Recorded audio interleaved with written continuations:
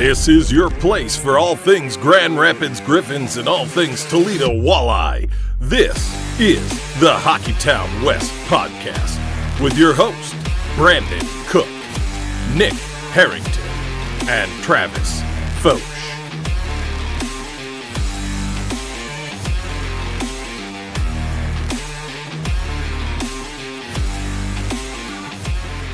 So, I saw something crazy I haven't seen in a while at Van Andel yesterday. A sellout? No, we've had 3 of those in a row now. But it's not like 60. I know it's not 60. We're not Toledo. Get over it. I saw 2 power play goals. Wow. From the home team, but only one of them was scored by the Grand Rapids Griffins. One was scored by my little cousin in the Griffins Youth Foundation playoff game that they got to play at Van Andel yesterday. I now say that he's broken the power play curse because he did that in the game in the afternoon and the Griffins got one that night. So maybe the curse has been broken by him. And if that's the case, he gets all the credit. So I just wanted to start with that and say, welcome to Hockeytown West podcast, your source for everything Grand Rapids Griffins and Toledo Walleye hockey. I'm one of your hosts, Brandon. I'm Travis. And we've got a lot of Griffins hockey to talk about today, but we're going to actually talk some Red Wings before we jump into that, because Travis here was the lucky one out of the 3 of us on this show to get to go to the Stadium Series game on Saturday. I don't really want to dive into the game because there's other shows that'll do that and everyone's seen the game. Just want to talk about your experience there, man, because being at a hockey game with 90,000 people is just an experience unlike anything else I can imagine. Yeah, it's unbelievable. Like, I remember going to Detroit, or not Detroit, but to Ann Arbor in 2014, and how many people were there. It was just unbelievable, right? And the blizzard, and it was like a snow globe game, and then this is just, it was cold, and it made it so much fun. Like, they did a great job. Like, you know, you get off the expressway where we parked, and like, you see the tents everywhere already, and people are tailgating, and it's like 1 o'clock in the afternoon. I mean, they like really dipped into the college atmosphere. And then you get over to like the Honda like pregame thing, and they've got like, you know, anything you could think of, like shooting pucks at targets, hardest shot, Stanley Cup was there. You know, there's just so many things that you could do. I didn't go to the St. John Center, I think is what it's called, where they did like the prep rally and like the send off to the stadium. Like, that's like a Ohio State tradition. I didn't do that, but it was just unbelievable. And then you get to the stadium, and it's like just so many people. Like, honestly, I think the concourse isn't big enough for the amount of people that were there, because I mean, you're like shoulder to shoulder walking around the concourse. Like, I was like, this is not big enough. Like, Kelsey even said on the way home, she's like, there's no way I would do this every weekend for a football game. And I was like, yeah, I saw those pictures. It looked miserable on the concourse. Yeah, it was terrible. And then, like, ironically, we walked out in the like 100 level, like the A level, and we run into my buddy's mom, who just happened to be their section, and you're like standing there and you're like, wow, this is unbelievable. And then we went up to our seats, and it's people just filing in, and then like the whole upper bowl's full, whole lower bowl's full, student section's packed, like, and then they do the anthem and the flyover with the fighter jets. Like, man, it was an unreal experience. The game was incredible. You know, like you said, we won't go into that, but just the experience, you know, like, if there's any doubt that Columbus is like a hockey city, like isn't a hockey city, they really put that to bed yesterday. Yeah, I would agree with that statement. And I think the NHL did a much better job with this game than they did with the Winter Classic this year, by far. I think the hype around this game was bigger. I think the scheduling for this game was better. And I just think the experience for the fans overall looked to be better, except for the concourse. But you can't really control that when you're picking on a 100-year-old stadium like that. Even though the Big House does have a nice, massive concourse for that many people, I will give it credit there. Which one did you enjoy more? The Big House one or at Ohio Stadium? Careful how you answer this with me on the show. I'm just kidding. The Winter Classic was probably better, just because like it was my first one, and like, you know, like, and don't get me wrong, not to discredit yesterday. Yesterday was unbelievable. I had so much fun. It was a blast. You know, we went with some friends of mine that like I got into hockey over the years, so it was a very special day. But you know, you go to the first one in 2014, and it's a blizzard, it's cold. Like it felt like a hockey game. Like I said to Kelsey, I was like, if it was snow, I told her on the way down, I was like, I'm excited, but like if it were to start just snowing, it would be like perfect. And that game in 14, I was with my dad. It was just a fun, it was so different, right? And it was Wings and Leafs, like original six, big rivalry. Like Detroit and Columbus have starting to kind of get to that level a little, like not nearly to that level of Detroit and Toronto, but they have like a little budding rivalry going right now, especially with the playoff standings. But I would probably lean 2014 just by a little bit. Just they're two completely different things, right? Winter Classics, like heritage and old school vibes and hockey tradition, and this is like futuristic, a lot more like, modern, I guess you would say. You just get two different vibes from each one, and it was just, they both were unreal. Was the cannon just as loud in the stadium as it would be in the arena? So I've sat next to the cannon, and I think it's definitely louder when you sit in the section right next to it than it was outside. But I mean, it was still pretty loud. It didn't go off after the one goal, and like we were joking like, "Oh, it's too cold. It won't fire." Blah blah blah. And I'm like, I think my buddy Garrett's like, they're gonna drop the puck and it's just gonna go boom right in the middle of play. I was like, but no, that'd be terrifying. It was sweet. The Johnny Gaudreau stuff was so touching. That was too. awesome. Like the Wings all rocking his jerseys, all the different jerseys, and then the Blue Jackets dressing and how he would dress pregame and having his family lead him out. Like that was so well done. It was, and I think the most like wow, like not wow moment, but like touching moment. We were eating lunch, and like we look out the window and there's a Johnny Gaudreau Stadium Series jersey, and it's like, man, like he should have been playing in this game, and it's just his parents led Columbus out of the tunnel, and it was just like you're almost caught up in the emotion of it all. It was unbelievable. I liked all the tributes. Like I even saw on Todd McClellan's jacket, he had his 13 pin on during the game, and you saw it on a few other the players' girlfriends' jackets. They had the Johnny and Maddie pin on like at their practice and whatever. And then just all the little details that they put into it. That was well executed, at least to honor him since he couldn't be there. But they did a great job with that. There's one thing I got to point out. I seen probably one of the coolest hats I think I've ever seen in my life. Oh boy! So it was a Columbus fan, and it was like kind of like a foam finger, but a hat, and it was a whole cannon, like barrel, the wheels, everything. Like that's sick. It was when we were getting in line for the cup, and I was like, look at this hat. It was, my buddy's like, sick. He's like, dude, that's sweet. I love it. I like the other touch too. You couldn't really tell from the TV broadcast, at least the parts that I was able to watch while at the Griffins game, but like them putting the logos out, like rolling those out every time Columbus scored, kind of like you do the stickers on the Ohio State helmet and stuff like that. Just those little details that like you're like, they thought of kind of everything for this, where you felt like the Winter Classic this year lacked a lot of stuff they could have done. So I was glad to see them take it up a notch for this. And I overall just think this is one of the better outdoor games we've had recently. And I mean, you look at the top two attendance outdoor games have both featured the Detroit Red Wings.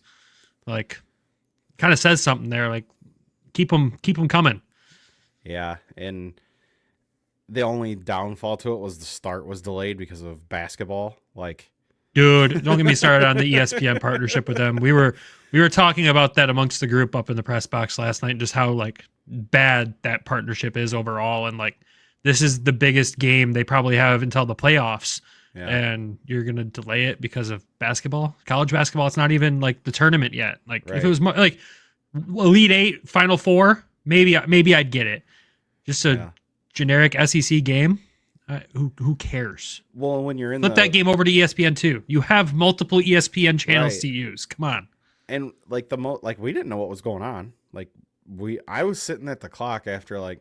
I came back into the stadium.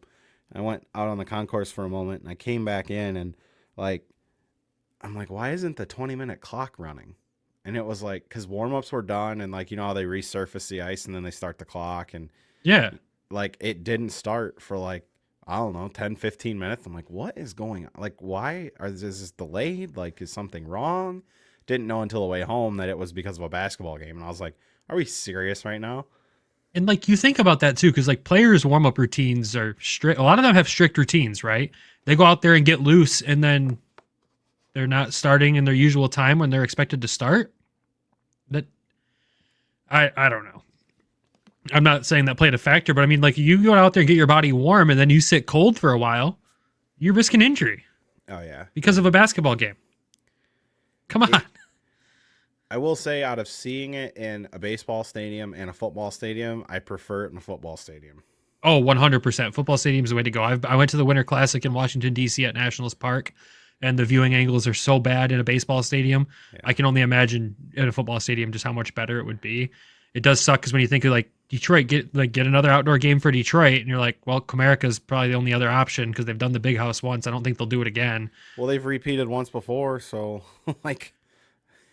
That's true. They could do it again. I mean, it would just print money for them at that point. I mean, the only way I think they could do that again would be a rematch of Detroit and Columbus at the big house this time. It would be cool. I mean, you could maybe do it at Spartan Stadium, but the attendance wouldn't be nearly as high. I think that's only a 40,000 seat stadium. Still a lot of people, but you could easily do one there. They've done outdoor hockey there before. No, man, I'm glad you got to go. I'm glad it was such a cool experience. The Red Wings jerseys looked as good as I thought they would on the ice. I didn't know the detail in the winged wheel and the helmet was metallic until I saw it on ice. And I was like, oh, that looks way better than I thought it was going to look. Like, I liked the wing. I just hated the center stripe, but it looked even better on ice than I thought it would. The whole kit was good. The guys looked good. Unfortunate they couldn't get a win out there. We won't talk about the high stick. And yes, I'm super happy they're going to wear them at home. Like, that's going to be really, really cool for the fans that didn't get to go, at least be able to see the kit on ice. So I'm excited for that.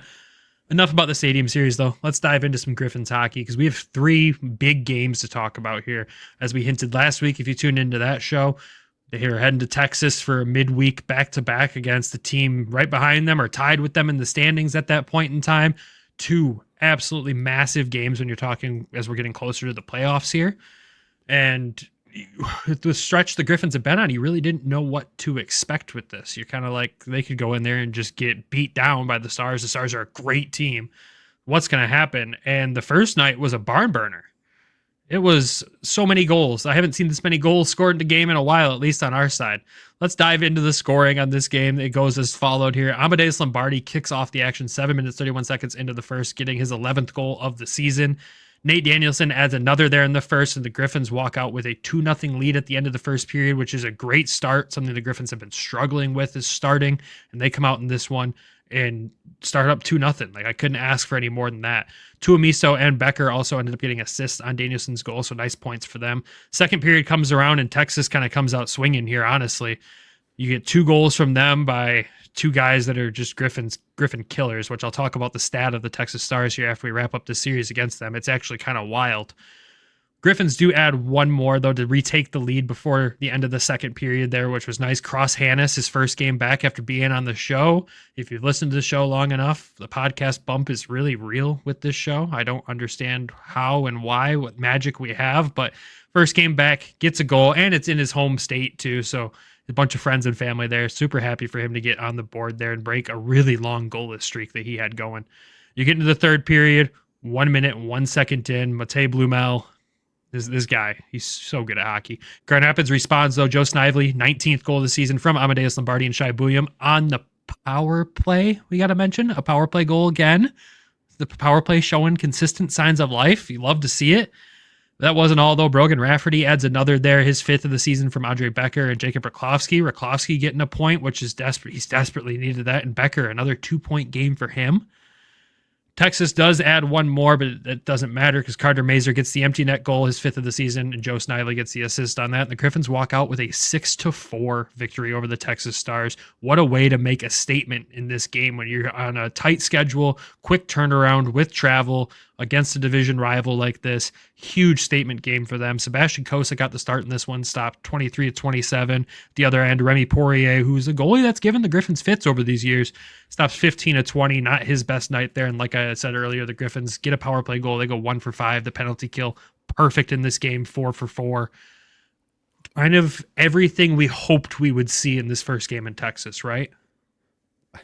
Yeah, outside of just the lead would get grown and then it would evaporate. It was just chaos. Outside of the chaos, yeah, I mean, they finally scored goals, which the stat when they score, I think it's 3 goals, is unbelievable. It's like 22, 1-1 or something like that at that point in time. Yeah, like silly. Like, guys, just get to 3. Like, if you get Yeah. to 3, you're probably gonna win the game.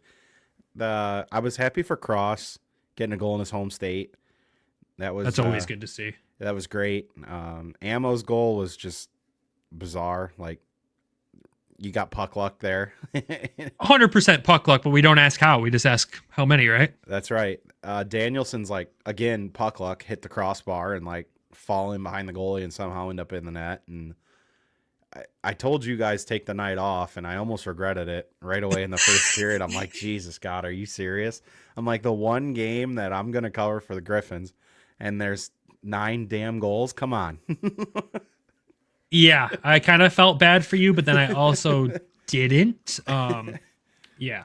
Anyways, yeah, it was just good to see the team come out and play like this. This is exactly what we wanted to see, and I was extremely nervous going into the series. Like I could have seen us losing both games, so to come in and win the first one, it made me feel better. After this game, you know, they retook the second spot in the division there solely, not tied with Texas anymore, and it was just good to see that. And you just saw points kind of coming from everywhere. Like, obviously, the young guys stepping up. You get Mazur, Lombardi, and Danielson scoring goals in this one. You got Andre Becker getting another 2-point night for him, which we'll talk about him more later. But, man, he's just really seemed to have found his way since that 2-goal performance last Friday at Van Andel. He just seems more confident out there when you're watching him play. Yeah, he's really seemed to grow the last, month, I would say. Yeah. Which kind of is par for the course with a lot of these prospects in the American League. That first half of the year is really that feeling out period, and they usually find a way to turn it on January, February, March time, and they just start rolling. Well, he got rewarded, I think it was yesterday, playing on the third line. It's third line center. I know they had Seeger there for a while, and they flip-flopped those two, but ultimately when you're, like, you know, it's a confidence thing, right? When things are going really well, you're going to be more confident in yourself to make plays and shoot the puck, and he's going right now. So again, you know, it goes back to, like, it takes time, like you said, and like, this guy was no slouch in junior by any stretch of the imagination. Like, he was a big point guy as last year in junior. So it's good to see the offense finally kind of maybe finding its way for him. Yeah, I agree. And there's one goal that I want to talk about specifically in this game, and it is the Joe Snively power play goal. This goal doesn't happen without Shai Buium and Amadeus Lombardi.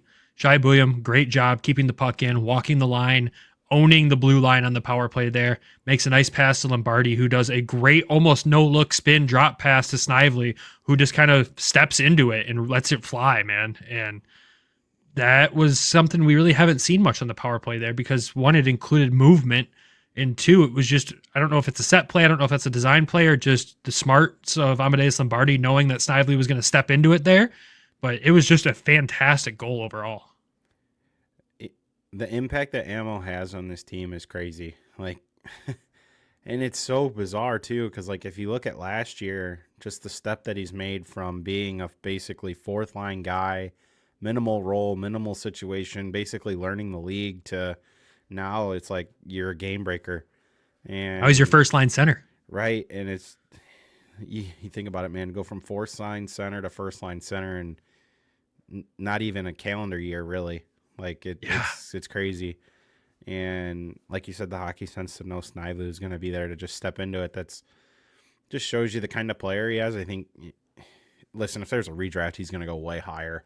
I think way higher. We don't get him in a redraft. There's no way. Like, fourth round, you're probably getting like a guy that's, with what he's doing right now, fringe first round pick maybe. Yeah, I would agree. I think you 100%. Said like they might have found a first round talent in the fourth round. So, like, yeah, you found a late first round talent in the fourth round. Like, there's a lot of potential there. Like, yeah, I'm excited to see what he builds into, man. I think his future with the organization, with the Red Wings, is a lot brighter than what we originally made it thought it been when he was drafted. So excited for him. Excited to see him bouncing back from this injury so well. But let's dive into the next game here. You got Wednesday night again in Texas. Like we said, a back-to-back there against the Texas Stars. This one, unfortunately, does not go the Griffins' way. And there's a lot to say about this one. Let's dive into the scoring here. Again, back-to-back nights, Amadeus Lombardi kicks off the scoring. His 12th goal of the season, and at this point had 12 goals in the season in just 44 shots this season. Insane shooting percentage for someone his age. Like, absolutely insane. Not sustainable. Probably not, but if it does sustain, then we say we didn't find a late first round talent. We found like a top 5 round pick talent in the 4th round, right? Sure, not sustainable, probably. I'm just gonna temper expectations with it's not probably a sustainable percentage, but you're happy that you have it and hope he can continue to do it or produce at half that rate. Yeah, and this goal, it kind of had everything. You had Jack Campbell making a massive save at one end of the ice. Huge save. Griffins go the other way, and Ammo just kind of goes hard to the net and is able to kind of pick up the trash around it. Big rebound right off of Poirier's stick. Snively picks it up and gets the reshoot, but it ends up going straight to Ammo, who just kind of taps it in behind him. So it was just, again, one of those goals when you go to the net, magic happens, and look what happens here. But Texas does end up responding about 10 minutes later in this one. Matej Blumel again gets his 26th of the season from Ritzkovian and McKenzie. Carter Mazur, though, does retake the lead for the Griffins before the end of the first period here, getting his 6th of the season from Nate Danielson, short-handed. In this goal, I think we owe a lot of credit to the Texas Stars defense in this one for just kind of not taking Mazur seriously as he was skating it in. I think they were going to just thought he was going to dump it in. And he decides to go right between the middle of them and makes a beautiful play. And ends up beating Hellberg in this one. And it's great to leave the first period with a 2-1 lead. It's kind of like the night before, except you let them get one. And at least at this point in the game, my feelings were we're about to do this again. We're gonna come down here and steal 2 games. This is crazy. Yeah, the goal that he scored to Mazur, like looking back at it, watching it right now in real time, like it's just like everybody stopped skating, like for Texas. And I'm like, what are you going to let a guy just go down the middle? Like, you have one more player than them. You should always at least have 2 guys on the puck like that. And he just broke through, like you said, great play. And to get the lead going into the locker room, like you said, I mean, that's a huge vibe after you take the first game out there or down there. And then you get the lead after the first period. Like, I was even like, oh my God, like they look great. Like, they're scoring goals. Like, this is what they've needed to do for over a month now. Yeah, it gave me hope, and then that hope was crushed as we got to the second period here. Only 1 goal scored in the second. Kyle Luft for the Texas Stars gets his first goal of the season, and just kind of a defensive breakdown for Grand Rapids. They end up with a 2-on-1. He gets the puck pass to him in the slot. He does make a really nice move to beat Jack Campbell. Kind of had Jack swimming there for a moment, but they do, get the game all knotted back up here, and you go to the third period, and it's all Texas from here. It's almost all one player, with R2 Huru just being an absolute menace out there. The first goal, if you've seen the clip, it was painful to watch. 1, you hoped Jack would make a bigger save than this. 2, it was also shorthanded.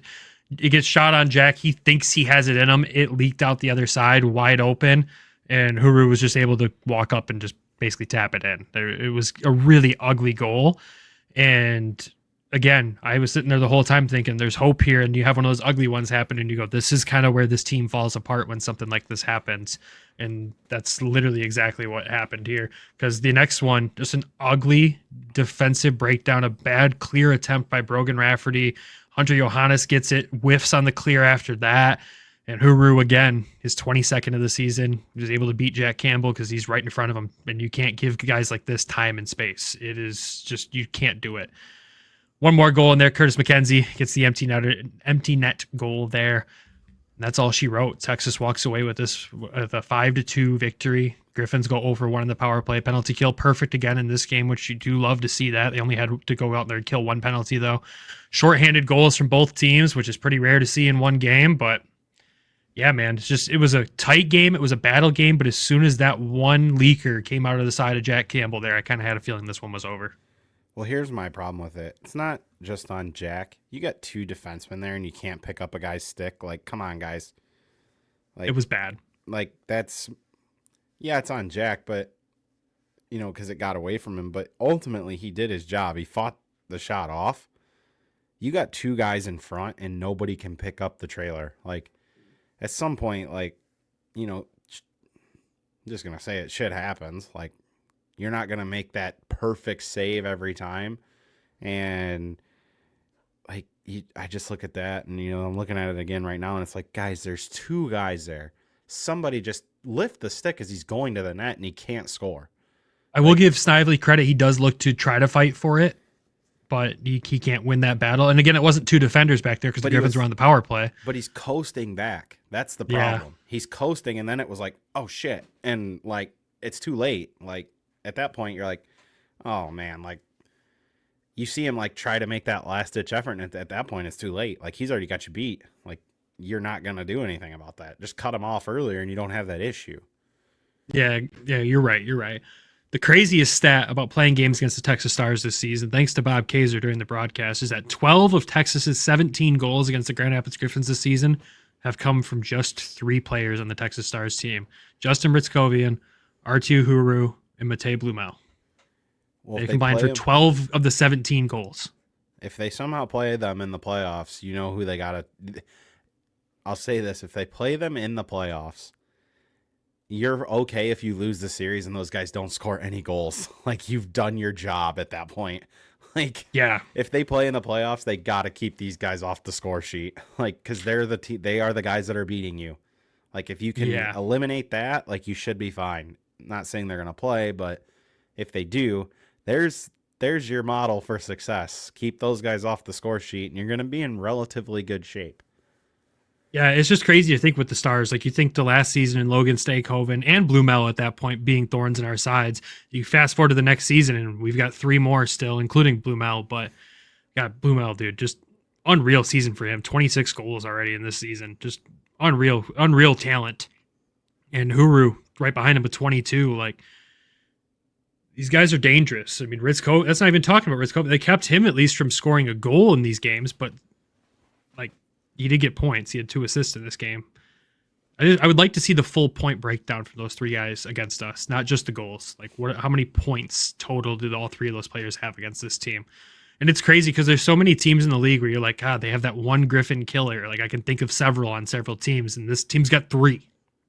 That's a terrifying playoff matchup if you get them, especially early. We've dealt with that for years in Toledo too. Like, and it's funny down here. Up there, it might be a little more difficult because, you know, of NHL contracts being involved. But, like, down here, it seems like whenever former guys come back to Toledo, they seemingly play so well. I don't know if it's like a trend up there, but it definitely is down here. I know it's a little more difficult, like I said, up there because you got NHL teams involved and so on and so forth. But it's just weird how that works, and guys play well against certain teams. You just got to hope that somehow in the playoffs we don't meet like San Diego in the finals or the conference finals because Ville Husso will just shut us down apparently. Right. Congrats to him. Shutout in his first game with San Diego. Lands there Tuesday afternoon, skates with the team once, hops on the ice and gets a shutout in his first game. So congrats to him. It was funny too. I watched that game that night because it was right after the Griffins game and it felt like the San Diego broadcasters have never seen a good goaltender. Like every time he made a fundamentally like sound move or save, their minds were just blown. And I'm like, we see this night in, night out most of the time. Like that's a basic play. Well, and they are losing their minds. Yeah, and it's crazy. They still might make the playoffs. That's what's wrong with this league. There's a lot wrong, but yeah, that is one of them.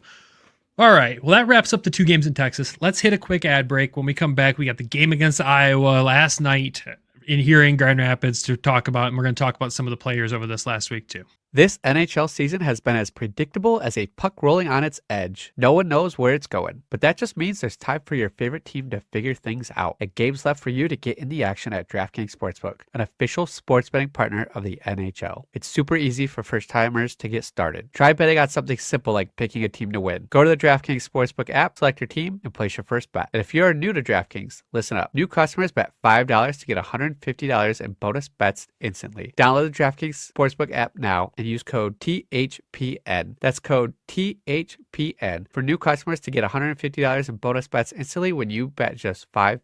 Only on DraftKings. The crown is yours. Gambling problem? Call 1-800-GAMBLER. In New York, call 877-8-HOPE-NY or text HOPE-NY 467-369. In Connecticut, help is available for problem gambling. Call 888-789-7777 or visit ccpg.org. Please play responsibly. On behalf of Boot Hill Casino and Resort in Kansas, 21 and over, age and eligibility varies by jurisdiction. Void in Ontario. Bonus bets expire 168 hours after issuance. For additional terms and responsible gaming resources, see dkng.co/ice. And welcome back. All right, let's dive into this Saturday game where we had the third consecutive sellout for the Griffins as well. Fifth one of the season, but 3 in a row during a rough stretch here, which is really good to see.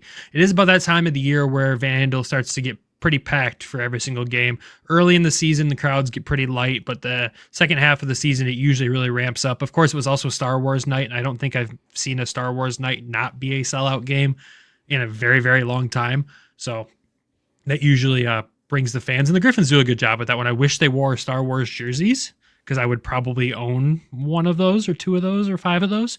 But they do a good job. They have a bunch of people come in as the characters from Star Wars, and they just do a really good job with the theming all night with what they are limited to. So it makes sense why families come out, and there was a lot of kids. It kind of sounded like a school day game at some points in times. I was like, oh, I'm glad I'm not in my seats tonight because, this would have hurt my ears. But anyways, diving into the game itself, the Griffins ended up falling short in this one in a shootout. This was a tough battle of a game. Griffins get off to one of the best starts I've probably seen them have all season long, where 3-minute, 48-second mark, Carter Mazur gets his 7th of the season from Josiah Didier and Emil Viro. Didier makes a good play to get the puck to the net. Mazur standing on the left side of the goal, cleans up the trash, bats it in. We got a 1-0 lead. Like 2 minutes later, Griffins on the power play at home. Oh my God, this is beautiful. Almost an identical goal. Carter Mazur standing on the left side of the net there, picks up a puck from Shine, bats it in behind Wallstead. We got a 2-0 lead. And again, one of those games where you're like, all right, great start. Up early. We just got to get that third goal, right, to keep that statistic going. We need that third one. Well, still in the first period, 11-minute, 26-second mark, Hunter Haight for Iowa, unassisted goal, his 18th goal of the season. You hate him, right? Ironically, too, at this point, all 3 goals in this game scored by number 43. Just the weird stats you pick up from being in the press box and hearing guys talk about it. But anyways, this one, just a bad defensive breakdown again. Hunter Haight gets right between Didier and Viro on this one. It almost looked like the Mazur goal in Texas where he kind of walked through the defense. It's not that these guys stopped skating. I just think they had bad reads on where Hunter was going, and he ends up capitalizing and beating Sebastian Kosa. And I think Kosa thought these guys were going to get the puck from him too, because it looked like he had committed one way and had to quickly go the other way, and he was already down, and it was really easy for Haight to get that puck over his glove side. So they get back within 1, and 30 seconds later, Sandeline, I believe is how you pronounce his last name, gets his 6th goal of the season. In this one, it's painful to watch if you're a Griffins fan. Brogan Rafferty has him chasing him down. He goes to sweep the puck away, whiffs, and Sandeline just picks it up. Sandeline just picks it up and is able to get it over Kosa's pad again. Another one of those ones where it looked like Kosa was following the puck the way it was going, where it was going to be swept, realizes it didn't get swept away, kind of overcommitted, was down already, get the puck over him. We got a tie game. No scoring for the rest of the game. Extremely tightly played game on both sides. Kosa making big saves, Wallstead making big saves at the other end. The classic Sebastian Kosa, Jesper Wallstead matchup. Everyone loves them. Unless you like to see a high-scoring game, then you don't love these games. But either way, we get to overtime, and I kid you not, Jesper had to stand on his head probably 12 times in this overtime. The Griffins had endless opportunities to put this game away in overtime and could not beat Wallstead. It goes to a shootout, and Wallstead was perfect. Kosa let in the first shooter for Iowa, and that's all she wrote. They lose this one 3-2 in the shootout. Griffins outshoot Iowa 33-27. Sebastian Kosa stops 24 of 26. Wallstead stops 31 of 33. Griffins power play goes 1 for 5. And hey, the penalty kill perfect in back-to-back-to-back games, going 5 for 5 in this one, including killing off a massive 5-on-3 late in the second that extended into the third period. The penalty kill, like I told Coach Watson after this game, it had to be good in this one, and it was incredible. So a lot of kudos to them. We've talked about the struggles they've had in the penalty kill over this last month, and a lot of really positive adjustments made to be able to, 1, shut down the Texas Stars power play, 2, Iowa's power play is not that great, but to kill off 5 penalties, including that massive 5-on-3 when there was a intermission in between, which I think it was about 1:20, 1:30 left of that 5-on-3 to come out in the third period. It was huge. So a lot of credit to them with what adjustments they made this week. But it does suck to lose this one. It felt like it's one the Griffins should have put away. It really just 30 seconds of rough play that I was able to capitalize on with 2 unassisted goals is what brought this game to a shootout. So Sounds like Detroit. yeah, and it's just one of those things where the Griffins are struggling to hold leads. I don't know what is going on. It's like even Mazur mentioned it in his postgame interview. Maybe, not playing so complacent when they get the lead. He's like, they got to play a little bit more defensively sound, obviously, when you get a lead, but not too complacent. And that's pretty much exactly what it was in this one, honestly. They just got comfortable. And again, a tough, tight battle between the two teams. Kind of a ref show in this game on both sides, too. A lot of missed calls. The 5-on-3, Danielson got a slashing, even though you can look back at the clip we had posted. He takes a high stick to the face right behind Jesper Wallstedt. He's in the crease because he gets shoved in there, and he takes a high stick and ends up walking away with a slashing call. Don't really know how. Yeah, man, just a frustrating one. You could tell the Griffins were playing like they were going to win this game, and they should have. Sounds like the whole organization outside of Toledo deserved more than what they got this week or on Saturday. But honestly, yeah. I want to point out the one thing I noticed with Mazur's power play goal that seems to be a trend, and they're scoring a lot of power play goals within 3 feet of the net. Like, they're starting to really get people to the net and picking up rebounds. And I know we've preached that and asked for that a lot, and it's starting to happen. Yeah, we've been banging the table for that. I'm pretty sure there's a dent in my desk for how much we've been asking for that one. Like, it's great to see. And those, like I said, those were identical goals. And if it was funny too, because any power play after that, it felt like there was 2 guys right around Mazur on that side because he just kept going right back to it. He was trying. And I think Wallstedt and him had a couple conversations throughout the game. You could tell where they were either laughing or jawing at each other about him being in his kitchen a little bit. And it's just what you love to see because Mazur has a ton of skill around the net. And again, it just shows what he brought back to this team after returning from injury. And it's unfortunate because during his absence, there were other guys in this team that could go do exactly what he was doing there. But I digress. We could get on a rant that we don't need to.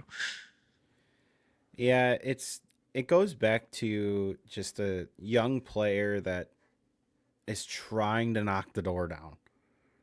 Like, you can see it. They got a couple guys that are really starting to start knocking on that door. And with how well Mazur's playing, like, look, he came back and it was like he almost didn't miss a beat. And yeah, he told me, he said it took about 4 or 5 games, and I disagreed with him. But I mean, from a playing standpoint, yeah, it probably does take quite a while. But when you're instantly starting to make an impact, like where the team needs you, especially with him offensively, like, it's hard to not notice it. Yeah, I mean, as a player, they're going to tell you it takes time. That's just a general answer. But he's chipping in and, like, he's making his presence known, I feel like. yeah, he really has. I mean, you look at his first game back, he got a point, right? He got an assist. Next game, no points. Next game, an assist. 3 games without a point. Then he gets a goal. Next game, no point. Assist in the next one. Next one, 2 goals, no point. And then in the last 5 games, assist, goal, 2 goals. 6 points in his last 5. Can't complain about that.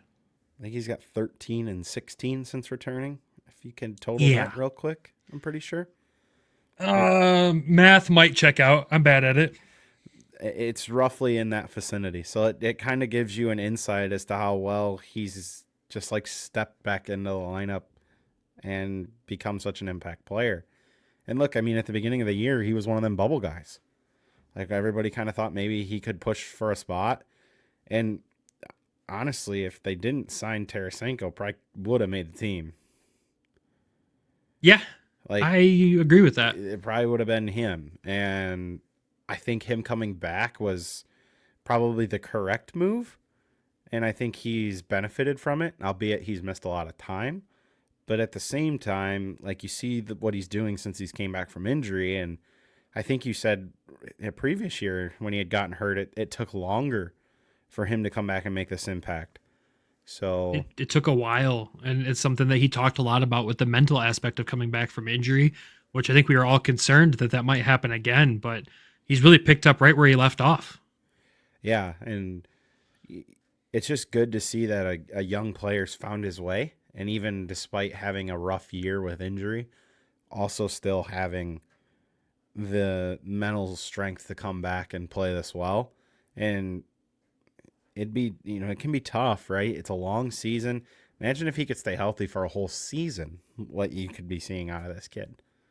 Yeah, and you hope that he can. Like he told me last night, he's feeling the best he's ever had, like the best he ever has, stronger than he ever has before in his career. So it's great to see him feeling like that. Hopefully it can stay like that for a very long time. And we got the early career injuries out of the way, and he can just go carry on and do great things. Because let's be real, if Detroit somehow needs another call up, which God, I beg of them not to, but we know what happened Saturday night. We know Elmer didn't return to that game, and we just know they're going through it right now. If they need another call up, I don't see how you don't call up Carter Macer at this point. I really don't see how you don't.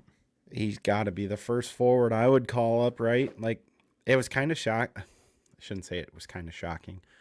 We understood the Dries call up because of the capability to play center, but like Elmer's been playing on the wing. So if you need a winger, there's your guy. Like Mazer's probably the next guy. And at that point, it's kind of like, it's time. Like, it's probably time to give him a look if they do need a call up, just for the simple fact being like, he's playing this well right now. They did the same thing with Elmer. Elmer was playing really well. They needed a guy to come up, and he went up. Like, you're redoing what you did earlier in the year if you call him up. So to me, it would make the most sense if they do decide to use a call up. Especially with like a youthful injection into the team is always good, right? It always brings great energy. Todd McClellan knows how to use these kids properly. Like, I give him a lot of credit. He's been able to get a lot out of these young players that we weren't really getting before. So yeah, it makes sense. And as much as I'd hate to see it for the Griffins, like, we cannot afford to lose anybody right now. It's the most reasonable decision that they could make if, God forbid, they need to. Let us get through these games in Manitoba first, please, and get some points out of those, hopefully. But yeah, it makes sense to me, man. But that does wrap up the Griffins' weekend there. They took 3 of the possible 6 points out of this weekend, which at the end of the day isn't the worst, but it's not what you wanted. It's just allowing this Central Division to get tighter and tighter and tighter, as it does every freaking year as we get closer to the playoffs. So give you a quick division rundown of the AHL Central Division. Texas has now taken the top spot from Milwaukee.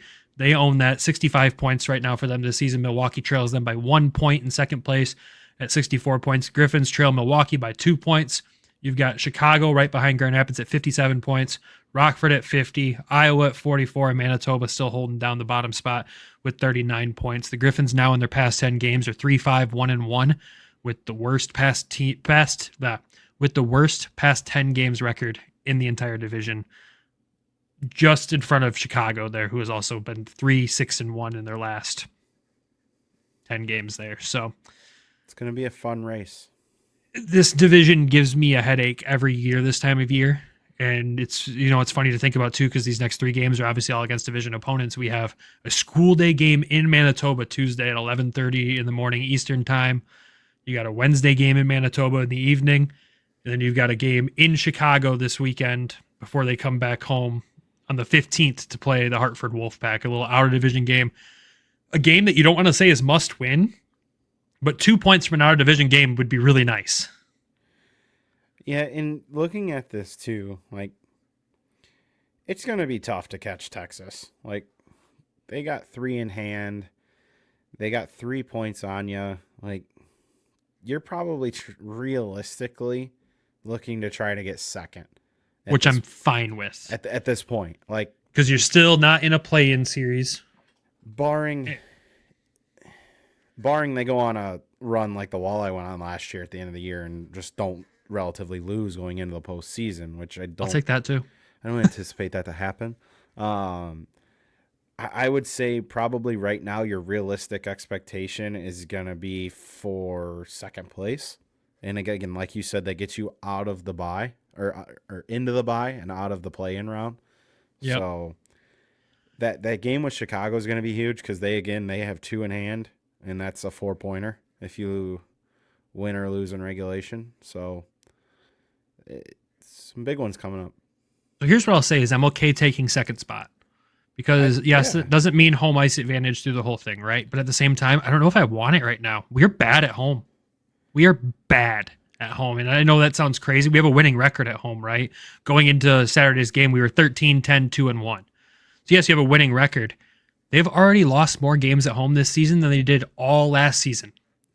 Do they really have a winning record though? Technically, they're 13 and 13. Sure. Well, after that game, so 13 and 14. So a losing record at home now. Last season, they went 23, 7, 4, and 2 at home. That's a big drop off. Huge drop off. So do I want home ice advantage? I don't know because we've been better on the road lately. Not great, but better. I mean, we haven't been great overall. But for some reason, this year at home, which is crazy because we've talked to Dan Watson, and if you've listened to the interviews in the past with him, one of his biggest things is defending home ice. Not just because obviously it's your home arena, but he's very big on putting a great show on for the home fans that come out and support their team. And this year they just haven't been able to do it. And I don't understand why it's been so tough to play in our building. Let me ask you this too. How many games do they have against Rockford again in the last 12? 8. So that's 16 points right there just against Rockford? Yep. and they're 12 points behind you. There's a lot on the line down the stretch as far as. Look, man, let me enjoy the next 2 weeks before we have to dive into those before I start panicking about that. Okay. I'm just saying, right? I'm just looking at the standings and speaking out loud. There's a lot that can happen here over the next month and a half. So there's a lot. It's going to be a fun stretch run. Because this end of the season schedule is a gauntlet. If you look at it. It's tough. You know what it does is it prepares you for the playoffs. Hopefully they get some reinforcements from the organization above them, moving guys over, coming from junior, maybe a couple college guys potentially. Give me Emmett Finney at the pace he's on right now, please and thank you. I think they could benefit from maybe an MBN, an ASP. I don't know if that happens, but it would definitely help. Listen, we've tried to drop those breadcrumbs with people we know within the organization, and we get squats. So we won't know until it happens. We've tried to prod and get all that information out of them, saying we wouldn't share it because obviously we wouldn't if we were told we couldn't share it. But I've got nothing on those guys. Besides, I think it's all a given that we know Finney will be here when Kamloops season is done because he was here last year too. So that's probably the one we can guarantee will be in Grand Rapids for the playoffs. Which, again, if he comes in and produces even at half the pace he's on right now, that's a huge offensive boost to this team. But, yeah, the remaining schedule has me nervous because you got Iowa mixed in there. You got Cleveland, a game against them in Cleveland. You play Texas a couple more times. You obviously play some more games against Milwaukee. And that 8-game gauntlet with the Ice Hogs is going to be the most stressful time for us going into the playoffs. That's basically a playoff series if you think about it. It's more than that even, honestly, because I don't think you hit best of 7 in the AHL until the conference finals. Well, it's because you guys are weird. I hate it. Don't trust me. I hate it. But that's where we're at. Let's talk about who are our 3 stars of the week last week. And the first star I think is probably really obvious. Obvious? Yeah. Yeah, it's Carter Mazur. It has to be. 100%. I think we've kind of talked about him enough in this show. But again, just the way he's playing, the way he's scoring, finding the back of the net. It's all just going well for him, and hopefully he can continue to stay on this pace. And hopefully maybe stay in GR. Couldn't have said it better myself, especially the last part. Second star of the week, it's got to be Amadeus Lombardi. There's no way it's not. Kid's been unreal since he's come back from his injury. And just like you said earlier in the show, the difference in the impact he makes on this team cannot be understated. Just the energy that he provides this team, the decision making on the ice, the ability to take the puck away from defenders. We haven't even talked about that much this season, and it's still just as good as it was last season. And I feel like he's the vibe guy for this team. Like when he's in the lineup, the vibe is just way different. I mean, you've watched our interviews and been a part of, like, how do you not be in a good mood around this kid? I don't think I've seen him in a bad mood, but at the same time, like when he's on the ice, man, he's in heaven. You got to peel him off the ice. There's 3 guys in this team. You got to probably go out there and drag off the ice after practice. Usually you probably have to send Dog out there to get him. And it's Carter Mazur, Amadeus Lombardi, and Nate Danielson. They love being on the ice. Ammo is the second to last off warm-ups because Cross is last. He's also the other rink rat. I can't leave him out of this. There's 4 guys in this team that you'd have to pull off. Cross is always last off. He always takes a shot in the opposing net in warmups, but Ammo is seconds before him. Nate's right before him.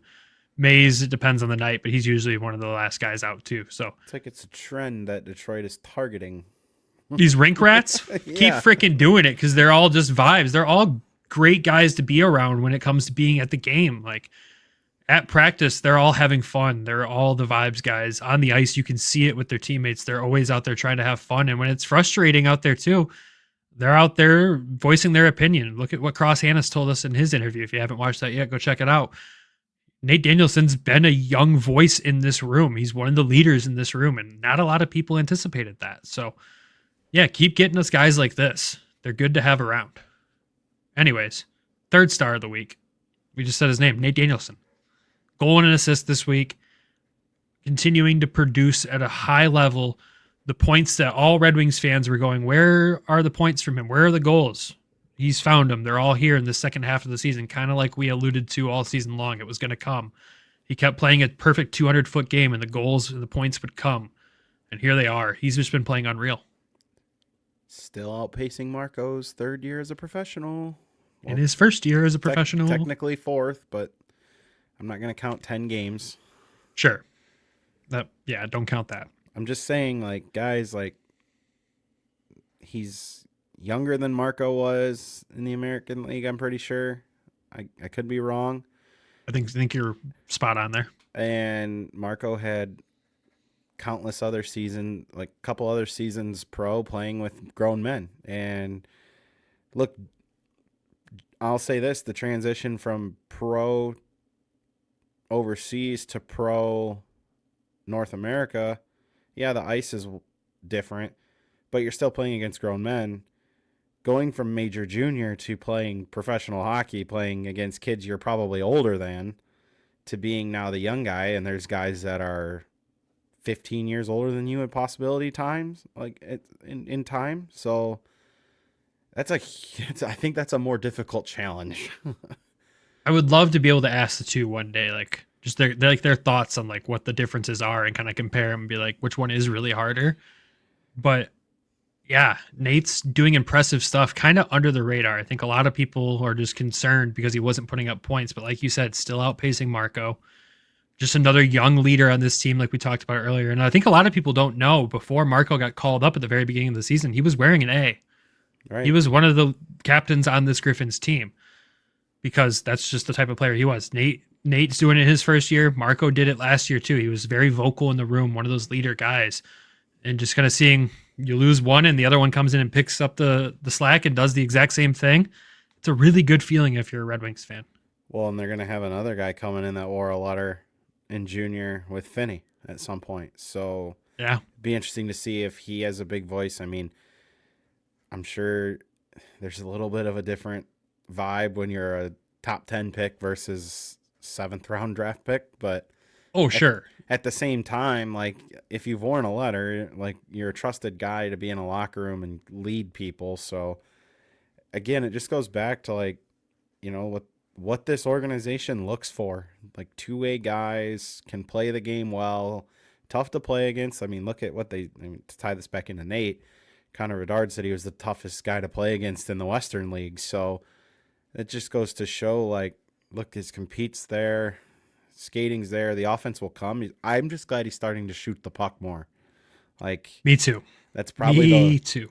The one thing, like, look, I've talked about the vision a bunch, but, you know, like, you look at the goal in Texas, shoots it from deep, beats the goaltender. Like, It's a tough thing to do from distance. Granted, it hit the post and went in, but still, it's like they don't ask how, they ask how many. I mean, Ovechkin, he's going to break the record, and he's going to have a ton of empty net goals. They're not going to care about that. Like, ultimately, it's how many did you do? How many did you have? And I'm like I said, just tie it back in. It's just like, I'm just glad he's starting to shoot the puck. We know the passing and the vision's there. It's just if he can gain the confidence to shoot the puck more, I think that will only help. Yeah, I would agree. I mean, you look at his season so far, 53 games played, 7 goals, 21 assists, and 28 points. It's a pretty darn good rookie year. It's a lot of assists, too. You like that. He's 12th in the American League among rookies for assists. Like, get him with a guy that is a bona fide sniper. Like, yeah, because mind you, he's still playing second line center. And I think last night it was Snively and Watson on his wing. Which for the American League, Snively's a great goal scorer. But yeah, but this team doesn't have a sniper. Like, there's not a bona fide goal scorer. Like, we don't have a Blumel. We don't have Logan Stakehoven like the Stars did a few years ago. We don't have that in this organization, which if the trade deadline comes and we end up getting something like that in Grand Rapids, I'd be so happy for. That could change the whole prospect of this season for us. And granted, again, we'll get reinforcements here at some point too. But he's having a good year. That's the whole point. Yeah, 100%. Honorable mention for the Stars of the Week goes to Shai Buium. He did have 2 assists this week.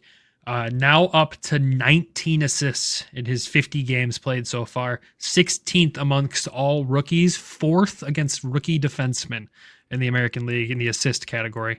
Still yet to find the back of the net, but with how he's playing, it's got to come soon, right? How many games has he played? 50. And he has 19 assists. Yeah. So he's, what? 0.38 points per game. 6 assists shy of, what, half a point per game? Yeah. As a rookie defenseman? Not too bad. Yeah.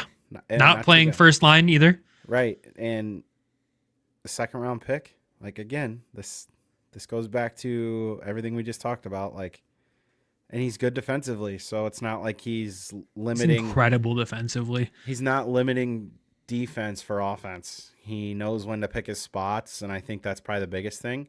Again, like, can we get him to shoot the puck maybe a little bit more? So he shoots it a lot. It just gets blocked or it gets tipped and someone steals. He probably would have 5 or 6 goals at this point that are just now assists. Yeah. They get stolen from him, but that's a skill that takes time to learn, how to get pucks through from the point. So yeah, look, he's easily become one of my favorite defensemen on this team. And we've talked a lot about one defenseman who was a prospect in his decline this season. That was William Vollinder. I got to give him some flowers here. The past few games, he has been substantially better. Still struggling a little bit at holding it at the blue line, but his decision-making with the puck on his stick and really skating and jumping up into play, I'm noticing it a lot more, and I got to give him credit for a hit last night. There was a Hunter Haight was going in on Kosa towards the crease there. Wallander lays him out and just stares him down, standing over him in the crease, which I haven't seen that in a minute. And that was just such a power move right there because he hit him and just looked right down at him for a good 3-4 seconds before he skated off. I'm like, I'm impressed Hunter Haight didn't drop the gloves right there, but he got rocked. This is where I kind of feel bad for him. Like, you've seen what Evanson was, right? 6'6" Swedish defenseman, left-handed, big body. Like, Wally, again, he's like I think he's like 6'4" or 6'5". Like, he's not a small guy, Swedish. I feel like you're maybe some people expecting too much out of him. You got to remember, he wasn't a first-round pick. He's a second-round draft pick.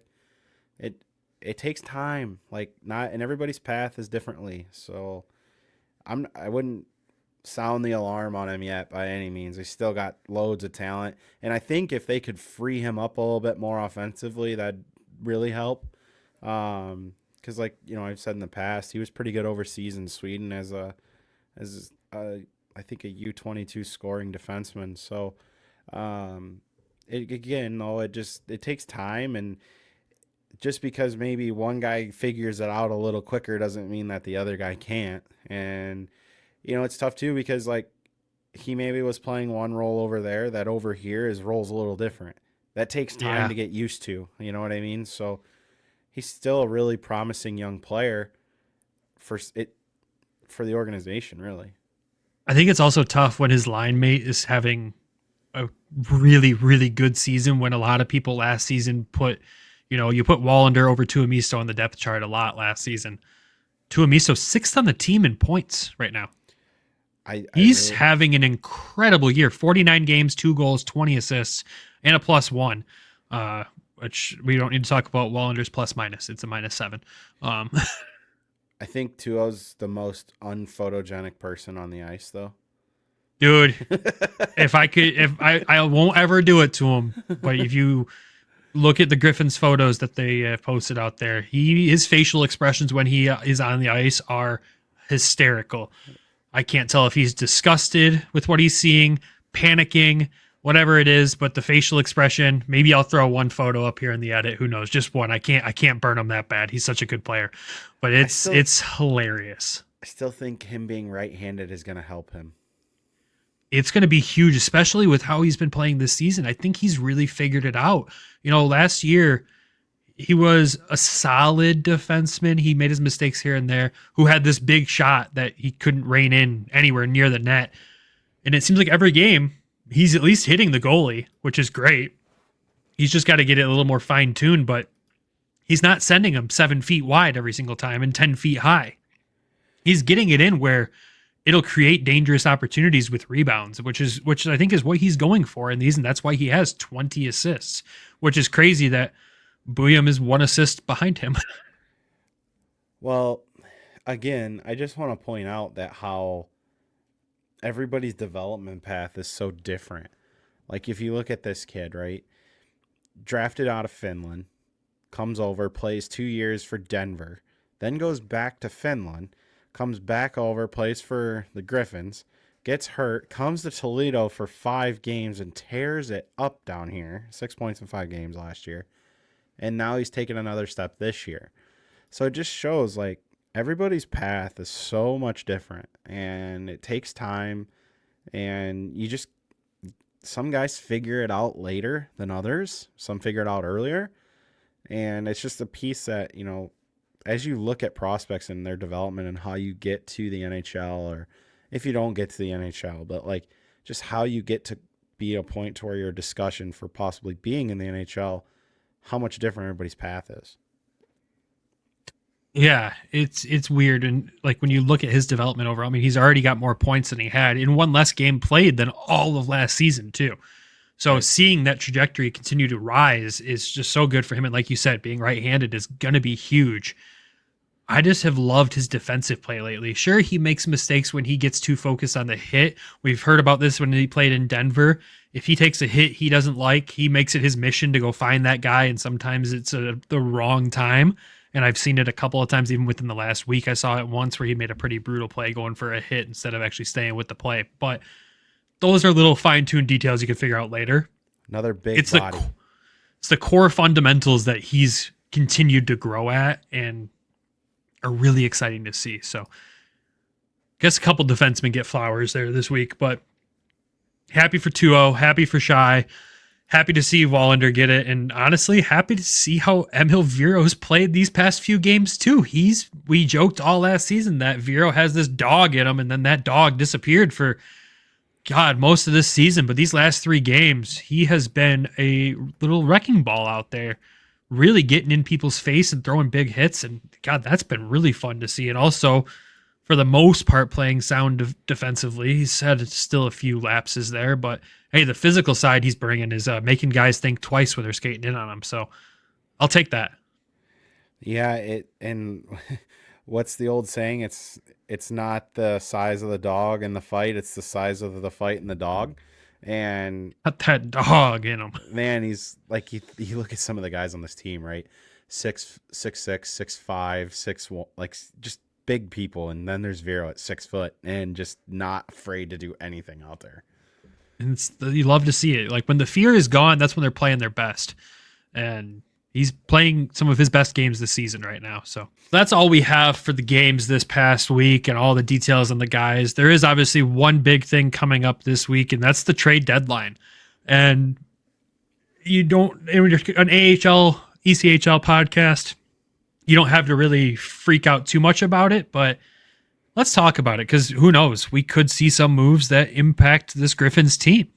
Well, you seen one last year. They got Shimmick, so That was a huge addition when they called up Edmondson and getting Radim Shimmick in that trade. That was huge for us. Wings fans didn't get to experience it if they don't watch the minor leagues, but that was a huge addition for the Griffins with the absence of Simon Edmondson going to Detroit.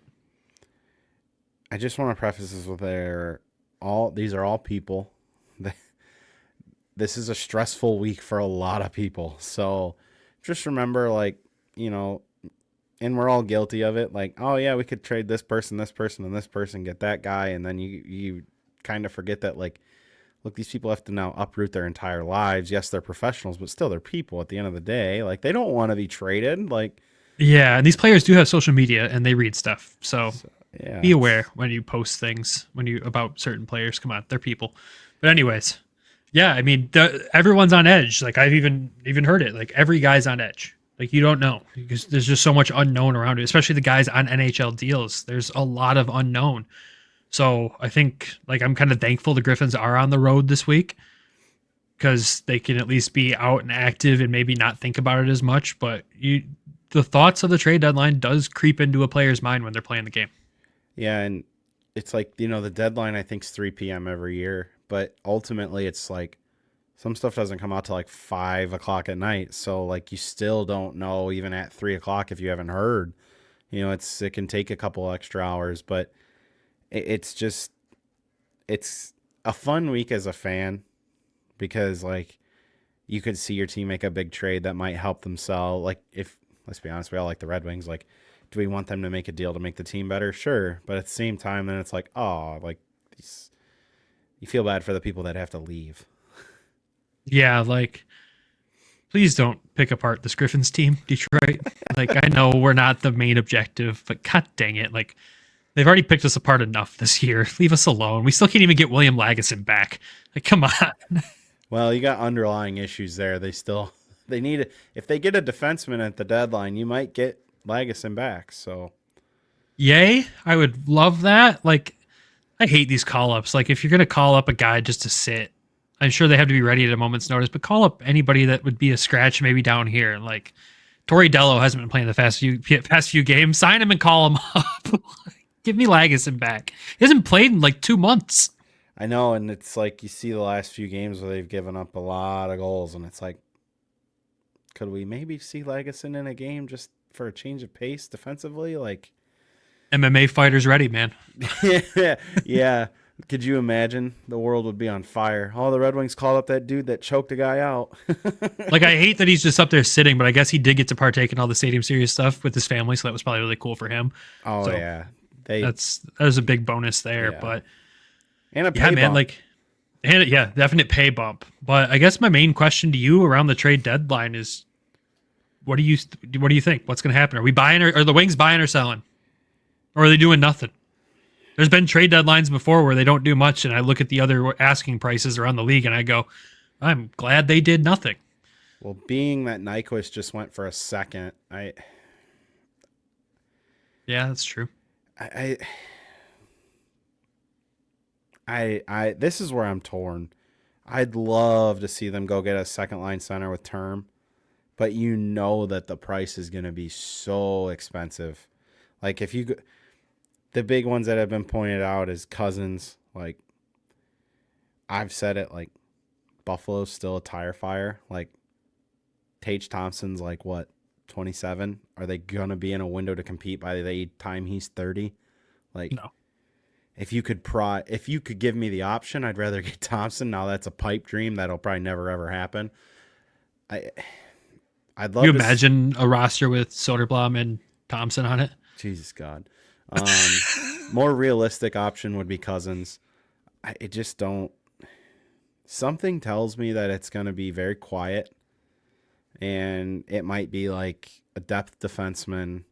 I think if they want to try to push for the playoffs, they need a center. That's blatant. They're going to have to get a center. That's the most obvious thing. Now, at that point, kind of like what we were just alluding to, you kind of go like partially all in to get a big-time name center that's got term, or do you give up can you talk somebody into taking a reasonable cost for a center that's a rental?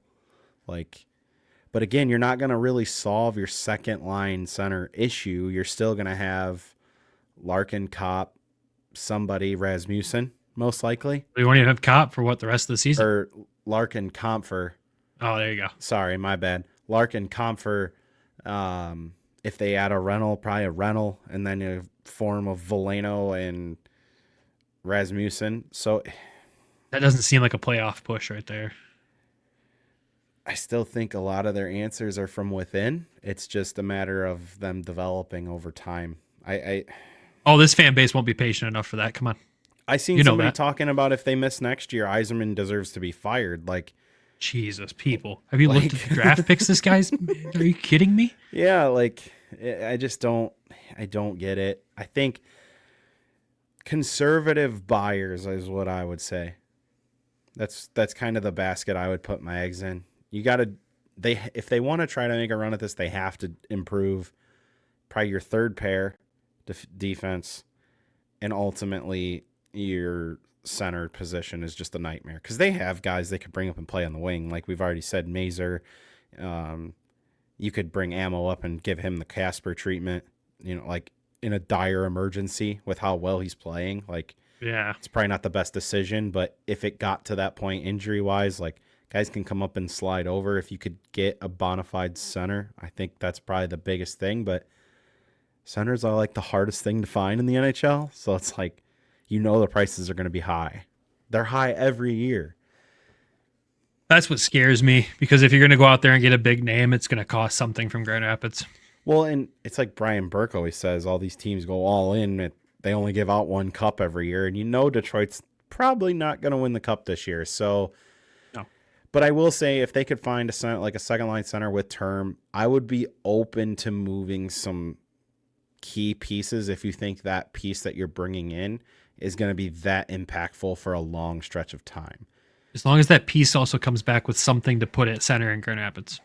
Okay? I think Yzerman knows the importance of Grand Rapids.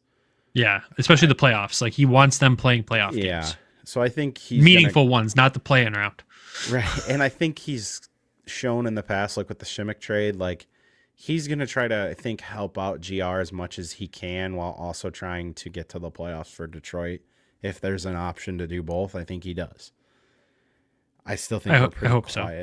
But I think so too, which is okay with me. I think I'll have the day off of work for it, so I'll be posting updates on the pages throughout the day, and I hope it's a nice, easy day for me. I hope it's nothing crazy. Please don't make me make a trade graphic with one of these wonderful players that we've talked about all show long here being traded out. Please, thank you. That's my only ask. I don't know if I can emotionally go through that.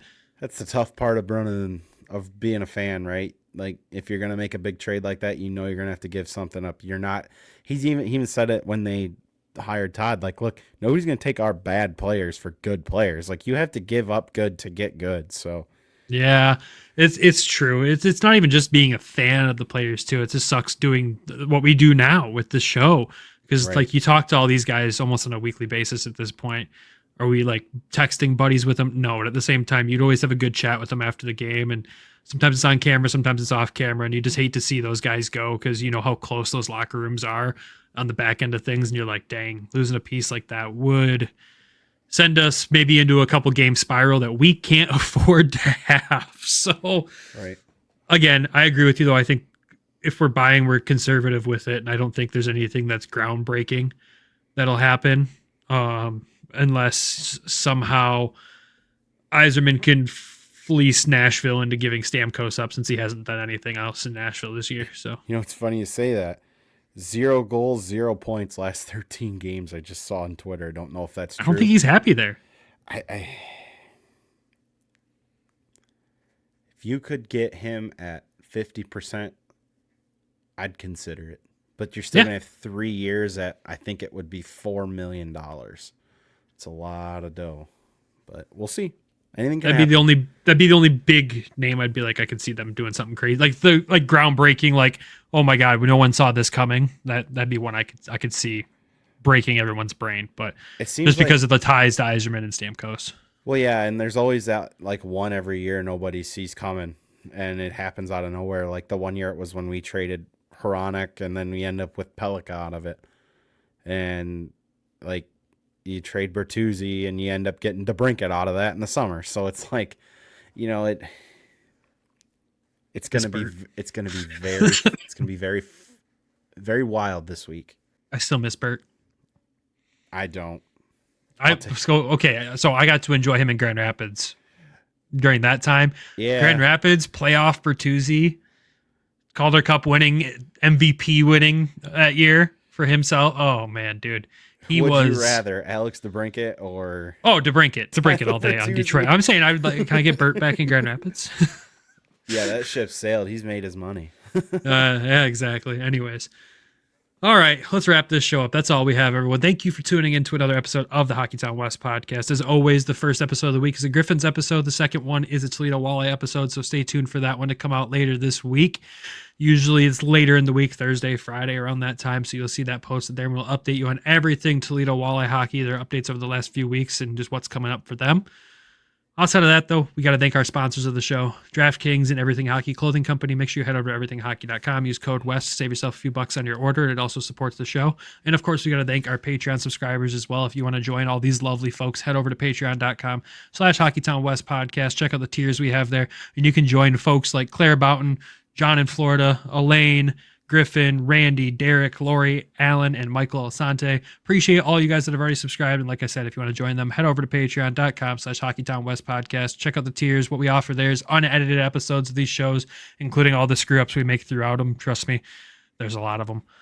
We also post other exclusive content that only goes up there. We do usually about 2 to 3 Patreon episodes a month. We're overdue for one right now. We got to get that figured out here with our crazy schedule here soon. And also just we'll do giveaways and fun stuff like that there too. So head over, check it out, and we make it super affordable. I think the top tier is $5 a month. You can get in as low as $1 a month. So like I said, head over there, check that out. We appreciate all of you that already have joined. Thank you guys so much. Travis, man, thank you for getting through this one. I know you didn't watch a lot of Griffins this weekend with you being at the Stadium Series and everything else. So appreciate you for sticking through it. Nick, hope he's feeling better here soon so he can get back on the show. Everybody else, have a fantastic week. Go Griffins, go Walleye. We'll talk to y'all again soon. Thank you for tuning in to the Hockeytown West podcast. Be sure to check us out on Twitter at HockeytownWPod and your host, Nick at GR Hockey Guy and Brandon at BrandonGR Hockey.